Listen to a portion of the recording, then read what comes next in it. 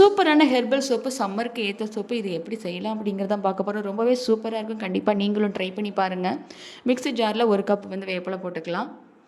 குப்பைமேனி இலை 1 கப்பு, துளசி கொஞ்சம், aloe vera gel கொஞ்சம், கிராம்பு 4. இது எல்லாத்தையும் மிக்ஸியில் போட்டு அரைச்சி தனியாக நம்ம வந்து வடிகட்டி நம்ம எடுத்துக்கலாம்.